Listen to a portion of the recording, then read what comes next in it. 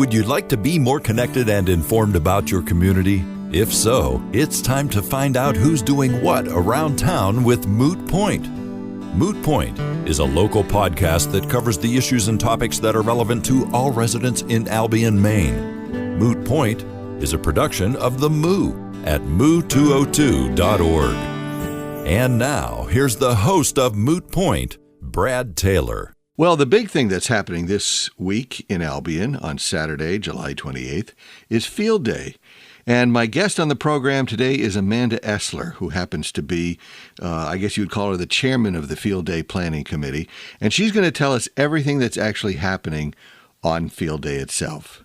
Well, I want to thank you, Amanda, for coming and being on the program today so that we can talk about Field Day. Now, there's going to be all kinds of things going on down on the field.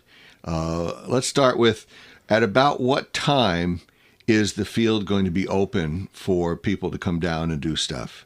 Well, the field will open at 11 a.m. Following the parade for the fire department barbecue. And that's their annual barbecue that has the chicken meals, the hot dogs, the hand-cut fries. And that's pretty much when all the activities begin on the field is 11 a.m. Do you know if they're going to be taking debit and credit cards again this year? I do not know that. Oh, because that was such a handy feature, especially for a guy like me who never remembers to have cash. Right. I would like to think that they will be since they did have it last year, but I just haven't had that confirmed by the fire department yet. Okay. Well, that's something we need to find out. So the barbecue opens up at 11. Does that mean that if people come down at the field, that there's going to be nothing else for them to do until 11? Is that the basic idea? That's the basic idea, yep. Things won't be ready on the field until 11 o'clock. Okay. And that's when not just the barbecue starts at 11, but the children's activities, including the dunk tank, the bounce house, all of that, face painting, snow cones. Are we having snow cones this year? We are having snow yes. cones. All of that will be starting then. We're doing snow cones.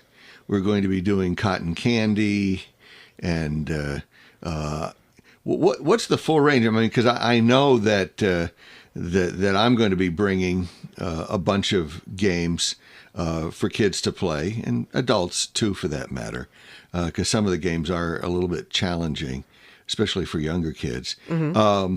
But what other games are going to be on the field for kids to be able to do? Well, there's going to be what you're offering, as well as I believe there's going to be a cornhole game. There's going to be the putting green again this year. And then, as I mentioned, there'll be the bounce house, which will be free. The dunk tank is 3 balls for $1. There'll be caricatures, which is, drawing the little drawings of people with their big heads. And okay. Now, is that just something that's going to be done for free, or do people pay for that? The caricatures are done for free. Okay. There'll be the usual children's store that the Lions Club offers, and that just has all kinds of little trinkets and stuff for children to buy if they want to. There'll be whoopie pies by the Lions Club available, and there will be a canine demo down in the backfield too. That's also free of charge, but that doesn't start until noontime. Okay, what happens with the canine demo? That is the Maine State Police. There'll be a trooper there with his canine, and they put a willing victim, which last year was Kevin Sinclair of the fire department, okay, in the big suit. It's like a cushioned suit for the dog to basically attack him. And then he starts running, and the canine does his stuff, takes him down. Did Kevin, share with you what that experience was like? He said it was over very quick, and it was pretty intense. That he was 1 second he was running, and the next second he was on the ground. Wow. Yeah. Yeah. So, I mean, could he actually feel the dog's teeth through the suit? He could, yes. Wow. Yeah. Okay, I guess I'm not volunteering to be a willing victim. No, me neither. I'll leave that up to somebody else. Right. So does that mean that anybody over, 18 who might want to volunteer for that's just something they could look forward to doing if they wanted to? I'm not really sure. I almost think Kevin was asked to do it because he's part of Field Day. Okay. And, I'm sure there's waivers and stuff that comes into play there. I didn't actually get to witness it myself because I was up on the field doing dunk tank, but I'm pretty sure that there'll be someone specific that the state trooper asks. Okay. That's my thoughts. Now, I want to go back a second because we kind of breezed through the caricature thing because we've never actually had somebody at Field Day before who Right. does caricatures. Who is this person? It's someone that a member of the committee found. They're from About Faces, which is a group of, it's like an organization that handles artists in this area, and they have different artists for different events. And this is a caricature, a person that draws specifically caricatures, and was willing to come to Field Day and do it for us. Oh, okay. All right. I didn't know if this was an artist of any fame and renown or anything like that. He has been on different radio stations, and I can't remember his name. Okay. But, so I don't. Because we all know that doing caricatures is a big thing for radio. Yes. Because you get to really see the art that's being done. That's a bit of sarcasm on my part, just so that you know. It just strikes me funny that he's famous for being on radio. So we have that. Anything else for the kids? What about the swings, the electric Yep, swings? the swings will be there that we've had for years. Does anybody know how old those swings are? We can't seem to pinpoint a date of when those were first created, but they've been around for decades. Okay. That's what I'm told. At least to the 50s. You think? I don't know. It could be. That's Yeah. the impression I've always had. Yeah. Yeah, it could be that they're that old. Yeah. Okay. Maybe somebody in town will finally tell us. That'd be great. So that we know what that is. Maybe the Historical Society can get to the bottom of that. Yes, that would be great. Now, speaking of the Historical Society, they're not going to be down on the field. They're going to be up in the Bessie Building, which is where they usually are. Correct. Have they given you any clue as to what their display this year is going to be focused on? They have not. They are going to have their info kiosk up at the Bessie Building from 11 a.m. to 2 p.m. And they are going to have what sounds like a pretty amazing float in the parade. Oh, really? Yep. Cool. Yep. I won't get to see it because I'll be down on the field, but that's cool. Yeah. And we'll talk about parades after the break. But now, isn't there something else going on up at the Bessie Building? Yes, there's a cake contest. This will be the second year we've had a cake contest. And that will drop off for the cake contest is 12 o'clock noon to drop off your cake. And the judging will be at 1:30. And they're both at the Bessie Building. Okay. And I did have Caitlin Sinclair on the program, and she explained everything. Not that I remember it, but she explained everything related to the cake contest. Right. So, because I know there are a number of details. It has to be a homemade cake. I think we also indicated that homemade from scratch Yes. was definitely closer to winning status than homemade from a box. Yes. And there's two classes. One class is those 12 and under, and the other is 13 and older. And each class has a grand prize of $25 and bragging rights. Bragging rights. Yes. Oh, yeah. You got to have those bragging rights. That's right. And there's no entry fee for the cake contest. No entry fee. Okay. So those are two things that are going on at the Bessie Building, the cake contest and the Historical Society kiosk. And that's going to be a mystery. You're just going to have to go to the Bessie Building on Field Day to find out what the Historical Society is doing. Now, so that's up there, but going back down to the field for just a moment, there's going to be the Lions Club has got a number of things that they're doing, right?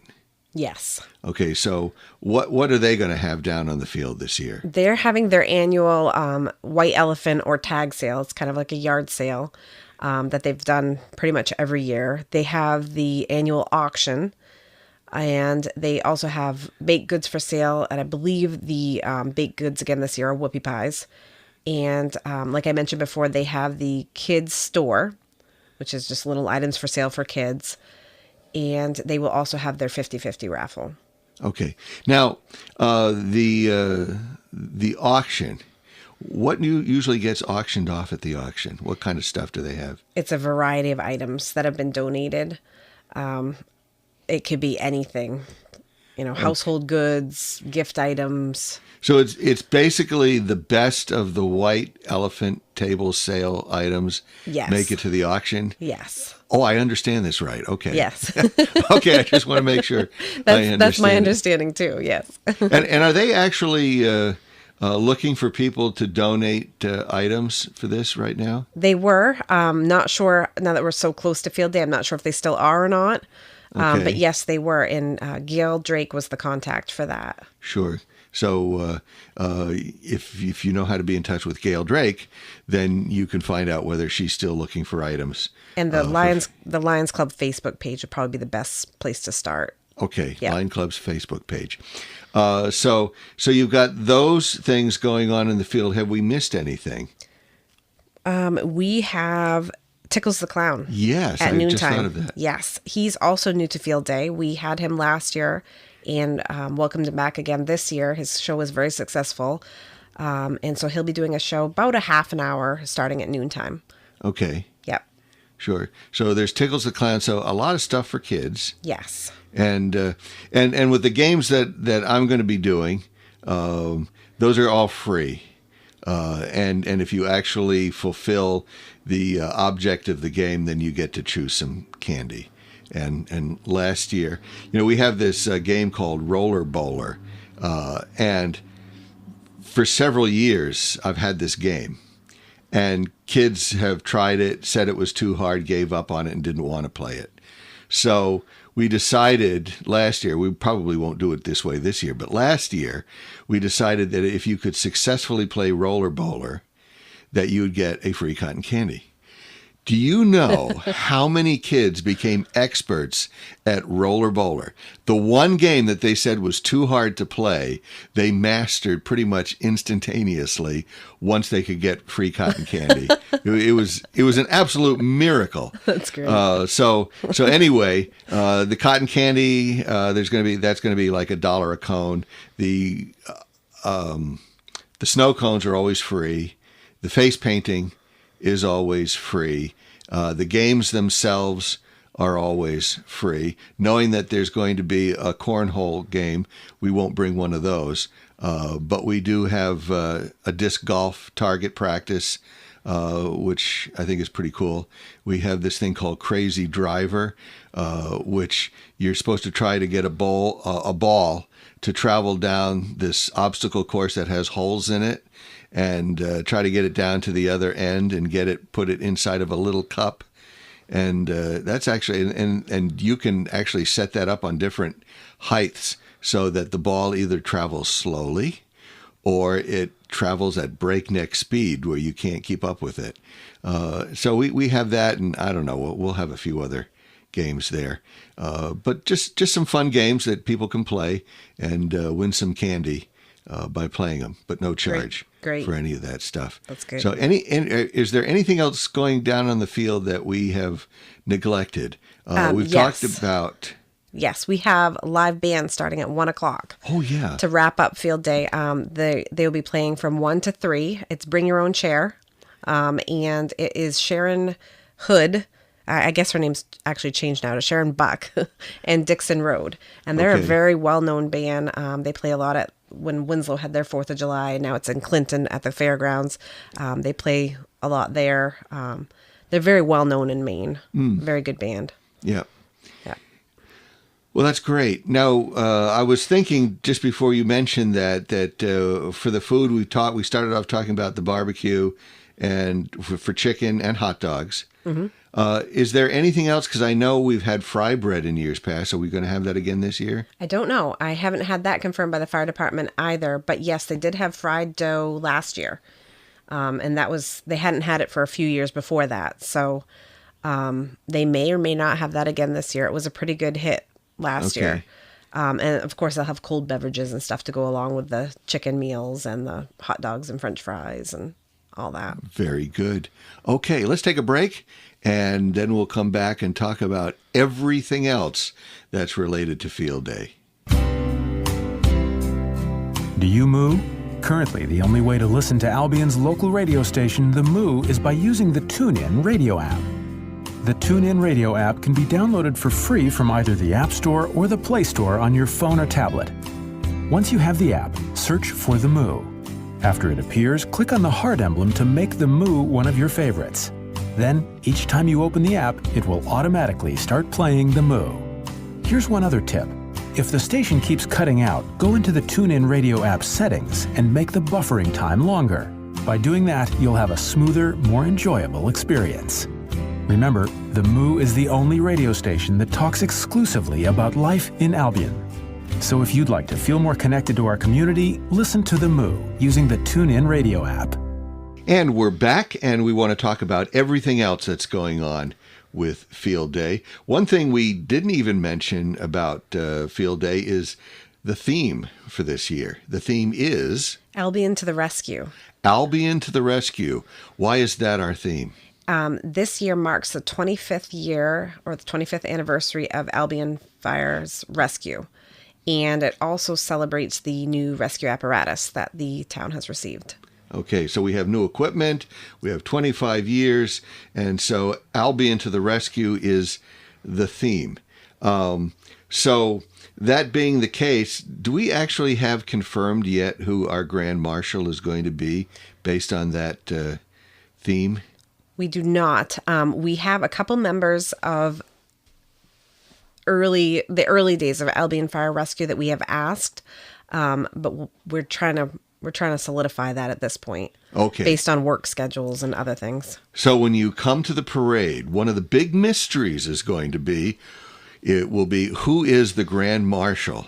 But if we do have a Grand Marshal, it'll be related to the history of Albion Rescue. So we have that aspect. Let's just talk for a moment about the parade, because the parade immediately precedes the activities down on the field. What time is the parade scheduled to start? The parade starts at 10:30, and it proceeds from Hussey Road, down Main Street, and onto School Street. Okay. So, and if you want to be involved in the parade, you actually have to contact Kevin Sinclair, and then he can give you all the details about what you need to do if you're going to be in the parade. But for the rest of the world, it's just be out on Main Street before 10:30 Yes. so that you can see the parade. Yes, because the road will be shut down for the parade. Okay. Yeah. Great. So we have the parade immediately follow, and then there's something that happens a little bit earlier on Field Day, which is... We have the annual fun run, which has been going on for years and years, and that is at the school. It starts at 9:30. It's a walk or a run. You don't have to run if you're not able or just don't want to. And then they've asked that you arrive at 9:15, just because it starts promptly at 9:30. And also that morning, starting at 9, is the Albion Library's book sale that kicks off every year. And that goes from 9 a.m. to 1 p.m. And it's just stop in whenever you can and check out the books that are for sale. And they're planning on also having an author there for a book signing. Cool. Yep. Yeah, that'll be great. So the book sale, and I've heard from people that you pretty much just like buy book. In the past, they've done like books by the pound or something like that, or a shopping bag filled with books, and it's just really good prices. Yeah, yeah, yeah. There's some great bargains. So if you're into books, that's definitely a place that you want to be. So we've covered all of those things, and those are all things that are happening on Field Day itself. But then we have something which happens prior to Field Day, yes. And that is... We have the Queen's Contest and Doll Carriage Parade, and those are traditionally held the Thursday before Field Day, and that will be at the Albion Elementary School, and they start at approximately 6 p.m. and go to about 8:30 p.m. The times are a little bit flexible as far as end time. But they have two different age groups, and the Queen's Contest participants are judged on stage presence, public speaking, and talent. And the Doll Carriage Parade is for the younger kiddos that want to dress up and parade with their dolls and their doll carriages. Cool. And what time does that start again? That starts at 6 p.m. at the school. Okay. And that is on Thursday, which I think, if I'm doing my calendar math right, is the 26th? Yes. Okay, so Yep. Thursday the 26th, 6 p.m., and that's Queen's Contest, Doll Carriage Parade, one of the great Albion traditions that you wouldn't want to miss out on. And it's not limited to just girls either. Boys are welcome to participate in the parade and the Queen's Contest. Okay, great. Is there anything we've missed? Have we covered it all? The only other thing that I wanted to mention is that we will have a couple information type kiosks within the fire station on field day. One of them is actually interactive. It's the CHIPS fingerprinting program offered by the Masons, and it's fingerprinting for kids. And they'll have a station set up within the fire station from 11 to approximately 1 p.m., as well as the Waterville Squadron of Civil Air Patrol. We have several Albion boys that are members of that Civil Air Patrol. They will also be participating in the parade. So they'll have an information table set up within the fire station too, for anybody that's interested in learning more about that. Okay. And again this year, are we going to have the fire station set up so that when people get their barbecue chicken dinners, they have a place to go and sit? Yes, that was a big hit last year. We introduced having seating within the station. So you're out of the hot sun and have a spot to sit and actually enjoy your meal. Okay. So I think we've got everything covered. I think so. Okay. Well, good enough. I want to thank you, Amanda, for coming on the program and giving us all the details. Thank you. About this year's. And I just wanted to mention that anybody that wants more details or specific information as times and everything, the Albion Field Day page on Facebook is also very helpful and a good wealth of information. It's facebook.com/Albion Field Day. Very good. Okay. Thanks, Amanda. Thank you. Well, now you know everything that's going to be happening on Field Day, which is this Saturday, July 28th. We're hoping this is going to be the best field day ever, but there's one more thing we need in order to make it the best, and that would be you. We want to see you down on the field, joining us and just being a part of the community. We hope to see you there. You've been listening to Moot Point. Please take a moment to like us on Facebook, and we'll let you know when we have our next community conversation with someone who's doing something interesting here in Albion. Moot Point is a production of The Moo, home of the Albion Community Calendar and the Moo Country Music Stream at moo202.org.